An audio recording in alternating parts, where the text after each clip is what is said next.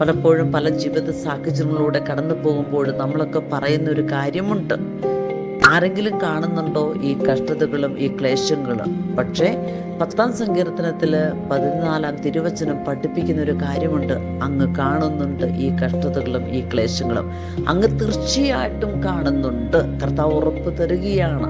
നിസ്സഹായകൻ തന്നെ ദൈവത്തിന്റെ കരുണയിലേക്ക് കൊടുക്കുന്നു. അനാഥന് അവിടുന്ന് സഹായകനാണ്.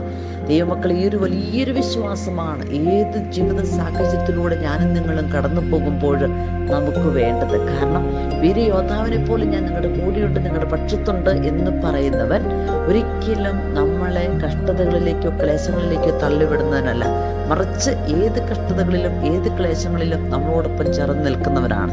നമുക്ക് വിശ്വസിക്കാം, ഈ ഒരു പ്രഭാതം ദൈവമായ കർത്താവ് തന്നുവെങ്കിൽ ഇന്നത്തെ ദിവസം മുഴുവൻ ഒരു അനുഗ്രഹിക്കപ്പെട്ട ദിവസമാക്കി മാറ്റണമേ എന്ന് നമുക്ക് പ്രാർത്ഥിക്കാം.